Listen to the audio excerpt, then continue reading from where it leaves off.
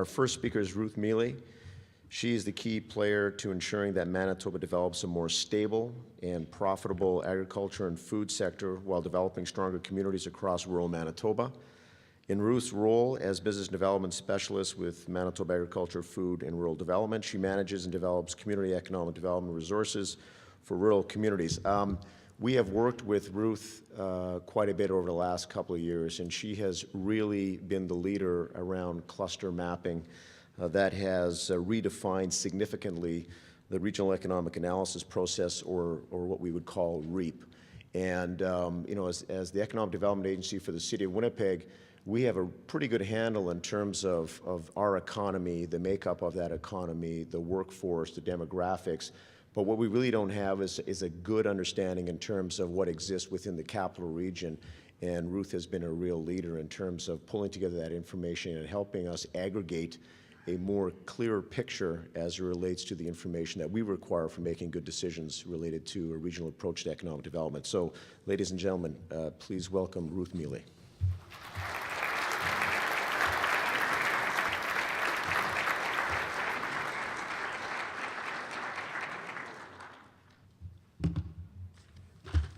Well, good morning. Thanks, Greg.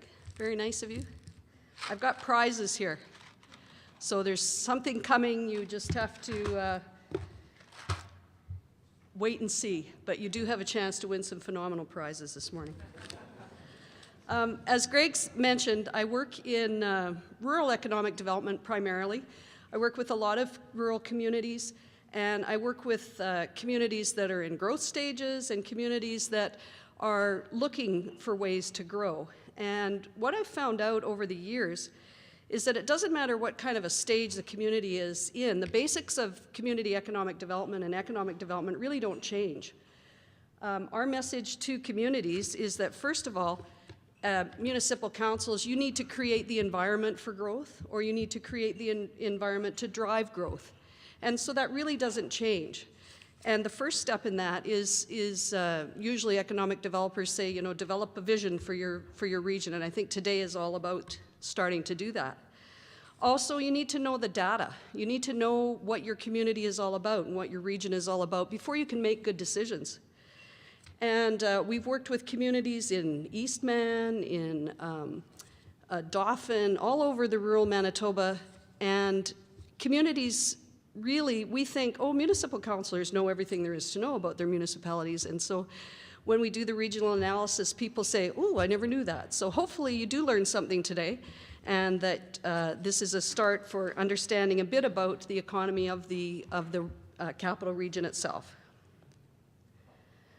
So the regional economic analysis itself, it really involves a report, a presentation, and discussions. So I'm used to speaking in much smaller venues with rural councillors, and so we usually try to develop more of a discussion and a back and forth kind of an event. So today I'm going to be doing most of the talking, but I am going to get you involved later. And the reason that we do these is to help regions understand their economy in order to plan better and identify strategic opportunities, and that's basically it. So the report and the presentation include a little bit about demographics. It's all fairly high level. We don't have the detail of data that someone like that Greg and Ed would have with Economic Development Winnipeg, but it does help to give an overview of what your region is all about. So there's a little bit on demographics, population, education, household income. We do a comparative analysis of the industry sectors and in terms of their labor strengths. We did an analysis of the commuting patterns in the capital region, just to show you where the movement of labor within your region. And then when we have discussions, and I think these will probably come up later today as well, is what does the data mean, what opportunities might make sense for this region, and what are the next steps? The reason that a lot of municipalities seem to be enjoying the regional economic analysis is that they can self-select their regions, and then we develop the data for that specific region. And so the report and data is tailored for a self-selected region. So far there's been 21 different regional groups that have been participated in a REAP. And they use them for a variety of ways. Some use them to start their planning process. Some use them to identify economic opportunities. Many just look at the common issues that they have. They're not used to working as a region, and so they identify the common issues through the regional economic analysis as a starting point to work together. And many have used once they've done the analysis, they've used that also as a starting off point for other activities like retail gap analyses, looking at marketing campaigns, business expansion projects. So regions use this data for many, many different reasons. Now, the sources of the data, we have used the Manitoba Health Population Data Statistics. We use Stats Canada for some of the other basic data. Now, unfortunately, the last census was 2011, so as you can see, the data is already old by the time we get it. We do purchase some data that uses business data right from the Business Register and the Labor Force Survey, and so that data that we purchase is also involved in this report. So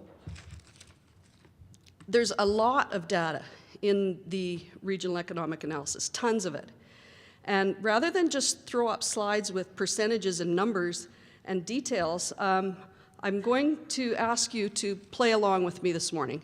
We're going to play something called Do You Know Your Capital Region? And I do have fabulous prizes at the end. So I'd like you to take out a pen and a paper. You can tell I used to be a junior high teacher, right? Take out a pen and a paper, and I'm going to ask you to play along.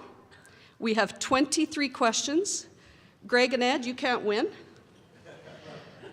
Colleen, you can't win. But the prizes are up for grabs for everybody else. So we'll just see how you do. There's 23 questions, maybe 24. And we'll see how you do. You can also place bets around your table to see who you think might get the highest score.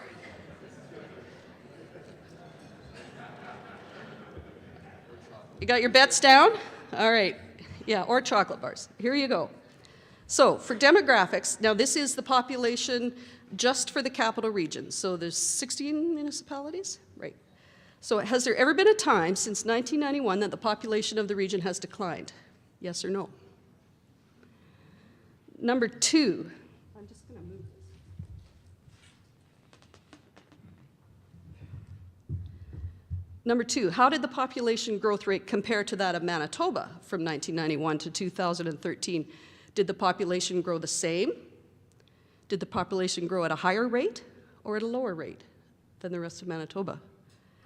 And number three, is there a higher proportion of young people in the capital region compared to other areas of Manitoba? You ready? Number one, no. There has never been a time when the population has declined in the capital region since 1991. There's been steady population growth, about 13.9% increase according to Manitoba Health Population data. Number two, the capital region grew about the same, at about the same rate as Manitoba. Manitoba grew by 13.9%, capital region grew by 13.8%. And number three, no, there is a lower percentage of young people in the capital region than there is in other areas of Manitoba, believe it or not. Here's just a quick chart. This isn't a question. This is just a chart showing the population growth trends in the capital region. So very positive. Question four, which of the three prairie provinces, I did some analysis about the capital region comparing it to the rest of the prairie provinces. So here's some questions on that. Which of the three prairie provinces grew most from 1991 to 2011? That's a giveaway. And number five, does the capital region have an older or younger population compared to all the prairie provinces put together? Here's your answers. Alberta grew the fastest, followed by Saskatchewan and then Manitoba. And number five, the capital region had a slightly older population than the rest of the prairie provinces. So a lower proportion of young people and a higher proportion of people over 60. And this demographic's a little bit hard to understand, but the red line is the capital region. Anything inside the red line means a lower population percentage, anything outside. So at the bottom is where the younger ages are. So you can see that there's more young population in the prairie provinces, and the capital region has a slightly older population. All right, on to education. Question number 6. How are you doing so far? Anybody aced it? No? Okay. Which region of Manitoba has the highest proportion of people with university education? Which region of Manitoba? Number 7, does the capital region have a higher percentage of people with trades and apprenticeship training, or do other rural regions have a higher percentage? Well, the answer to 6 is that the capital region has the highest proportion of people with university of education compared to the rest of the province. And the opposite occurs in most rural regions. There are some pockets of rural Manitoba that are highly, have that the high level of education, but generally the capital region has the highest. And number 7, rural regions have a higher percentage of people with apprenticeship or trades training. And you can look at the report and find all sorts of data for all sorts of different education levels, but I won't go into that. Now, again, compared to the prairie provinces, does the capital region have a higher or lower percentage of people with university education compared to the prairie provinces? Capital region or the prairie provinces?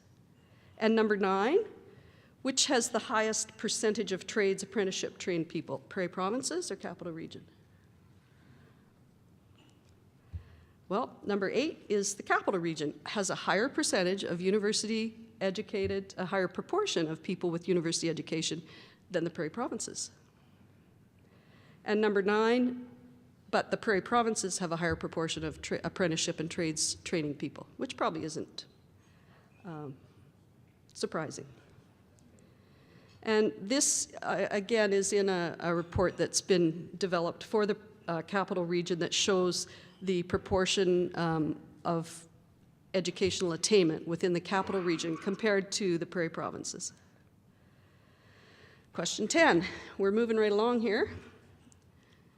Question 10. 25% of capital region households have a total household income higher than $100,000. Is that true or false? Now, this was based on 2011 Stats Canada data. So a quarter of all the households in the capital region have household incomes higher than $100,000. Is that true or false? And the percentage of low-income households increased from 2006 to 2011. So there's fewer lower-income households. Is that true or false? Well, number 10 is true. Almost 25% of the households in the capital region have a household income over $100,000. And the other good news is that question 11 is false. There is a lower percentage. The number of low-income households has actually decreased in the capital region. Again, that's using Stats Canada data from 2006 to 2011. And this is a graph that shows that capital region compared to Manitoba. So the red line is the income levels in Manitoba, and the dark blue line were the income levels in the capital region in 2010, which was found in the 2011 census. Income compared to the prairie provinces. Number 12, over 30% of households in the prairie provinces have household incomes of $100,000 and up. Is that true or false? 30%, so 5% more. And number 13, the capital region has a higher incidence of low-income households than the prairie provinces. Is that true or false? Well, number 12 is true, but over 30% of the households in the prairie provinces have incomes over $100,000. And number 13 is also true. There were fewer low-income households in the prairie provinces compared to the capital region. And there's a diagram that compares the income levels of the capital region to the prairie provinces in total. So again, you see that spike in that 100,000 and up. Now that may have changed in the last few years, especially considering Alberta. Jeremy, you'll be able to speak to that. So how's your score so far? Anybody with 100%? Or you might not want to tip your hand yet to your table. But so what does all this mean to the capital region and to you as municipal officials that need to do planning for your region? Well, it means that you've got a growing population, which is positive, although it's slower than the rest of the prairie provinces. Does that mean it's more stable than, say, Alberta? Is there less stress on infrastructure? Are you able to plan more sustainably because the growth is at a nice steady level? Maybe. But the thing is that you know you're always planning for growth. So what you plan for today is you need to plan for growth so that your infrastructure is going to have larger capacity than you need today. You have a well-educated population, a very well-educated population. Is that an edge compared to the other prairie provinces in terms of attracting skilled labor and knowledge economy people? Possibly. And you have high incomes that are attractive to, again, knowledge economy workers. Maybe not as high as Alberta, but we're not sure because that data is a little old. So we'll have to wait till the next census to see how things shake out. All right, the next set of data in the reports, in the REAP reports, looks at the number of jobs in 20 industry sectors. Now, you've maybe heard of the term a NAICS code. That's the North American Industrial Classification System. And so what we did in the report is looked at the 20 different industries, sectors, and looked at where the job growth was in those sectors, and looked at the relative strength of those 20 sectors. And relative strength just means where there's a concentration of labor. So we looked at where there's concentrations of labor that are higher than the rest of Manitoba and higher than Canada. And knowing this helps you to understand your sectors of labor strength, and hopefully that you can maybe build on those sectors that have high labor strength. So here's question 14, and this is a real tough one, okay? You really have to be on your toes for this one. The next two slides, I'm going to list all 20 of those NAICS industry codes, and I want you to pick 5. I want you to pick the 5 industry sectors that you think have the highest number of jobs in the capital region, okay? 5 out of all 20. So you can look at them and then choose the 5 that you think have the highest numbers of jobs in the capital region. And I've listed them in order of their NAICS code. So was it agriculture, mining, utilities, construction, manufacturing, wholesale? Remember, you're going to pick 5, not just from this list, there's more coming. So retail, transportation, information, finance and insurance, real estate. Okay, have you picked some from that list, possibly? The rest of them, professional, scientific and technical, management, administrative and support and waste management, education, healthcare, arts, accommodation and food, other services, and public administration. So have you got your 5? 5 sectors out of all those have the highest number of jobs. And the answer is these 5 sectors have almost half of the number of jobs in the capital region, starting with healthcare, retail, manufacturing, public administration, education. So those were your top 5. I'm not going to ask, but if anybody got those, you must be cheating. No. The next top 5 in terms of job levels are accommodation and food, transportation, construction, finance, and other services. And other services include things like hairdressers and dog groomers and things like that. So. All right, question 15. Of those top 10 sectors that I just listed that employ the most people in the capital region, which sector do you think had the highest job growth from 2006 to 2013? Of all those 10, which sector do you think grew the most? And which do you think declined the most? So which grew the most? Which declined the most, do you think? Well, healthcare. From 2006 to 2013 grew by over 8,000 jobs.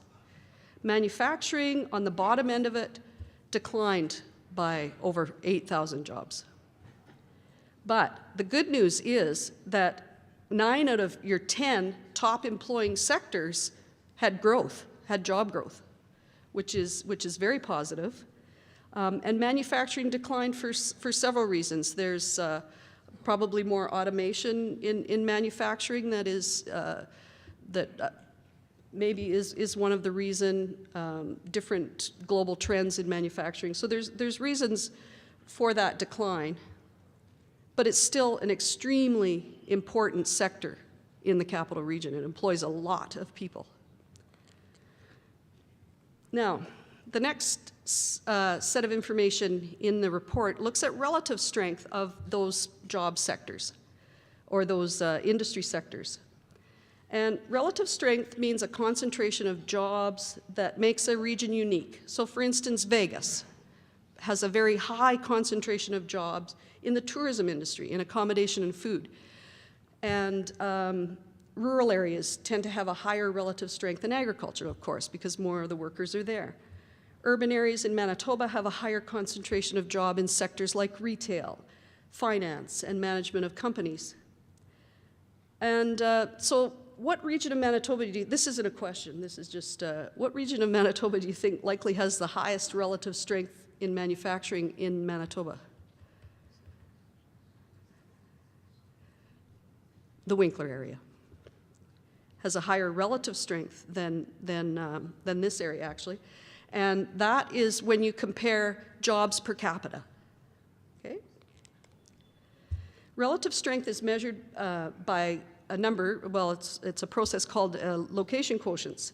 And any location quotient over 1.2 means there's significant relative strength. In other words, there's significant concentration of jobs in your region. So of the top 10 employing sectors that we talked about a couple of slides back, 4 of these have really high relative strength when you compare them to Canada. So in all of Canada, if you looked all across Canada and somebody said, okay, where are the concentration of labor in the capital region? What's special about the capital region? What would those sectors be? This is a question for the prize. Transportation and warehousing has a national location quotient of 1.4. Finance and insurance, 1.5. Healthcare and public administration both have 1.2. So those would be considered special, unique, things that are unique and special about the labor in the capital region. Doesn't mean that the other sectors are not important. They still have lots of jobs. They're still very important. But in looking at maybe sectors that might have a competitive advantage or a strategic advantage for your region, these might come out. And this little graph here, how do I? Oh, nope, wrong one. I don't know if I have a pointer or not, but this graph's what I just showed you. The top 10 employing sectors, in terms, the size of the bubble is the size of the number of jobs. So the higher the number of jobs, the bigger the bubble. Oh, okay, thanks.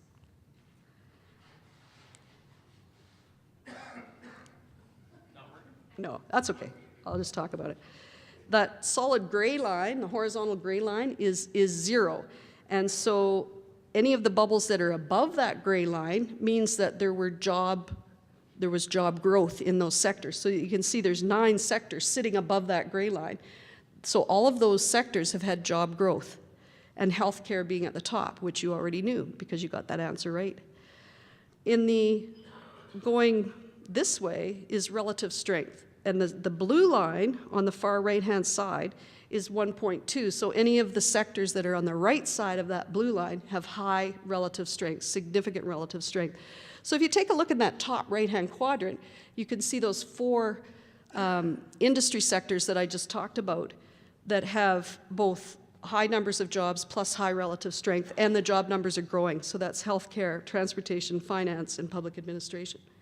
So that's just a graphic way to look at the size of the jobs in those sectors and the job growth in those sectors and the relative strength. Okay? The other thing that we look at when we help communities and regions to understand where their sectors of strength are is to look at, we've looked at the top ones, but the bottom two there, we look at whether or not a sector has the capacity to drive economic growth in a region, and whether the growth is because of unique local investments. And we do a calculation called a shift share analysis that I won't get into because it's really boring. But anyway, those are the last two things that we look at in terms of filters or criteria to check to see which really are your sectors of strength in this region. And again, here's those top 10 employing sectors in the capital region. And then I've done little tick marks to try and help figure out, well, which ones really are the most strategic? Which ones really do drive the economy? And this is in a report that you will be getting at some point. So it's difficult to see, but basically the ones with the most check marks tend to be your biggest drivers. So there are about 7 sectors that fit the criteria the best in terms of economic drivers. A lot of rural communities have maybe 2, 3 sectors that come out as really strong, and there's 7 in the capital region. So to me, that indicates a very strong economy. And all I'm asking you for this question is, can you name 2 of them? How's my time? I better hustle here. Lots of time? Good, okay. So now, this is at the point where people start arguing with me in rural communities. They say, well, I don't know. You said public administration was really strong, Ruth. Why wouldn't that be considered a sector? And we would say, well, because usually you wouldn't pick a publicly funded sector as one of your sectors of strength. And they say, well, what about healthcare and education? Those are mostly publicly funded. And that's where we have the discussions back and forth in communities and with counselors, because in some communities there are enough privately held businesses and organizations and functions within a community that those sectors can be drivers. And likely in the capital region, this may or may not be. There may be room for research and development in the knowledge economy within those sectors that can help to supplement other industries of strength. So there's all sorts of discussion at this stage with regions about what the strengths are and what does it mean. But in most regions, the discussions then start of, well, if these are our strengths, what do we do as municipal councillors? What do we do next?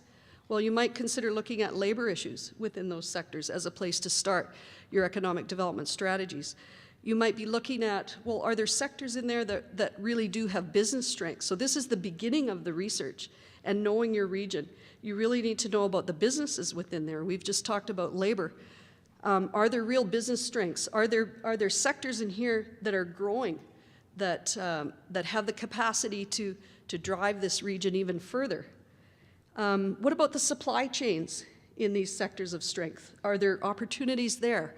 What about looking at where some of the sectors converge? For instance, what if you looked at where construction and manufacturing converge? So are there opportunities there? And these are the discussions that happen with municipal councillors and economic development agencies at this stage. So where might construction and manufacturing converge? Well, it could be within manufacturing construction products using bioeconomy or bioproducts or ag processing, things like that.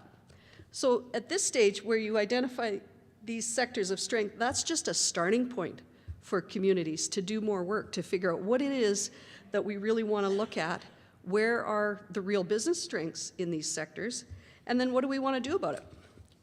Also, you might say, well, things like professional, scientific, technical, that sector isn't up there at all. Maybe we need to look at filling in gaps in some of those sectors that aren't quite the key strengths. And then as a capital region, you need to look around and say, what are our individual municipalities doing? I know Reshot is doing a lot of work on their own. How do we coordinate our efforts? How do we choose targets? How do we do more research on what our competitive advantages are, and how do we work together? And how do we coordinate those efforts? So this is just the starting. But what does all this mean?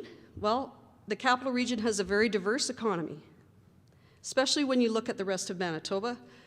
But even when you look at across Canada, it's diverse. Most sectors are experiencing job growth. 3 of the 7 key sectors that I talked about in terms of labor, they have unique labor concentration when you compare them to the rest of Canada. 3 of those 7 sectors are traditional economic drivers, or the ones that bring in traditionally bring in the outside money to drive your economy.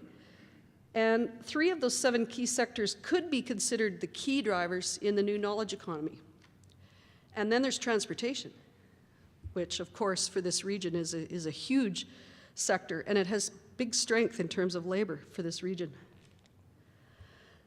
So what we haven't talked about is business strengths, and that is actually the next stage that I think the capital region really will have to dig into. So the jobs and the labor strengths give us a clue as to the business strengths, but job numbers alone do not give the clues about the quality of the businesses in those sectors, about whether those businesses have the capacity to grow, whether they're in a fast-growing or a declining sector, and what other factors might be affecting the growth or decline of any particular industry. We did look at some businesses, though, within those sectors of strength and did a very preliminary kind of a look at those businesses. And within manufacturing, these clusters of strength seem to pop up. Advanced manufacturing, and an example in that might be ag and construction machinery manufacturing, aerospace, of course, which you all know, food processing, biosciences, and life sciences. So from the preliminary look at the data that we looked at, there were business strengths in these businesses within that sector. Transportation and warehousing also had some business strengths that we saw. And this was compared to nationally, those concentration of labor that came up. So compared to national levels, these have strength. There are businesses of strength. Education, healthcare, accommodation and food, and construction. So those were some of the business strengths that popped out. But again, this is just a really beginning preliminary look at those kinds of things. And as a region, you would need to really dig into those in a lot more depth. So what does all that mean, the labor data and some of the businesses? Well, there are business strengths and gaps within each of the key sectors that we talked about.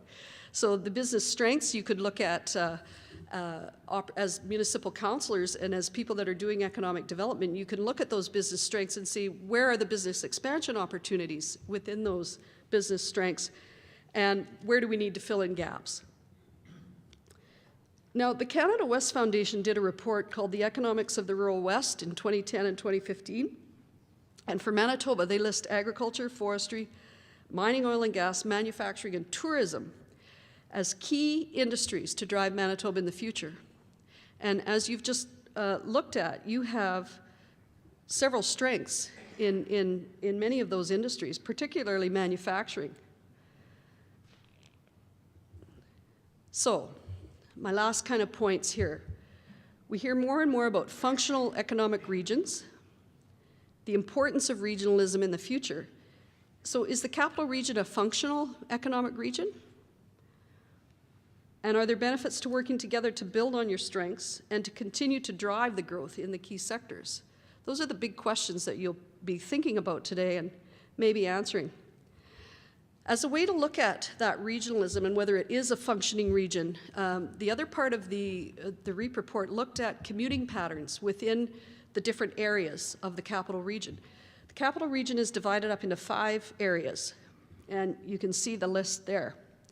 So what I looked at was in each of the different areas, how many people come in to that area to work for their job, and how many people leave that area for their work, and what communities they come from and what communities they go to work.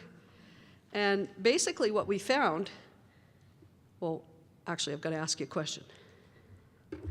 So, which of the 5 areas, of those 5 areas that you just saw, has more labor than jobs? Labor is the people themselves. The job is where they go to. So which of the 5 areas do more people leave or commute out for a job out of their area? Which of those 5 areas has more labor than jobs? So people live there, but they work somewhere else. Of the 5 areas. And then which areas have more jobs than labor? People come into that area to work. Well, there's more labor than jobs in Area 1, which is Stonewall, Rockwood, St. Andrews, and West St. Paul. So more people leave that area every morning. They commute out. Area 3, Taché, Richaud, Cartier, and McDonald, they also have more labor than jobs. So people leave that region to work. And Area 5, St. Clements, East St. Paul, Springfield, Selkirk. So they have labor pools. They like living in those areas, but they actually work somewhere else. But conversely, there are more jobs than labor in Area 2, which is Headingley, Rosser, and St. Francis Xavier. And most of those jobs are in transportation. And the report gets more detailed than that, and you can see how many people leave, what communities they go to work in. And I think in one of the most interesting ones for me was in the Area 2, there's people that live there but work in Calgary, Toronto. It's really interesting, that part of the report, so I hope you enjoy that part.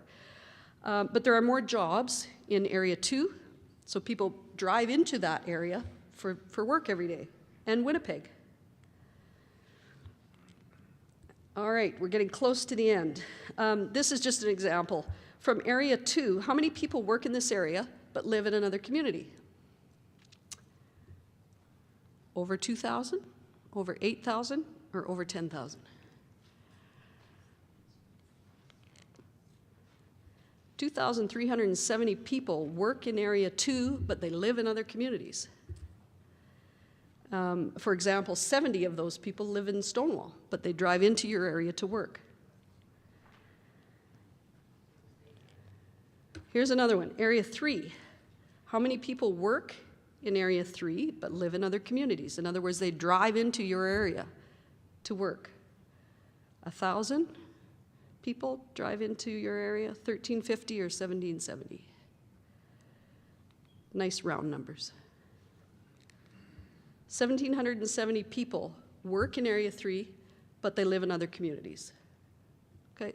And you can go on, and I could spend the next 3 hours talking about that data. But it's, when you do get the report, you can take a look for yourself at the commuting patterns. Oh, one more. Area 5. How many people work in Area 5 but live in other communities? And I'm sorry, Area 1, I didn't use you as an example.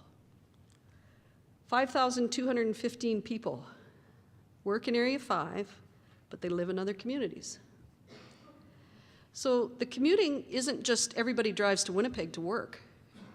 It's everybody's driving all the way around the whole region to work. They're living where they want to live, but they're working all over the place. So last question.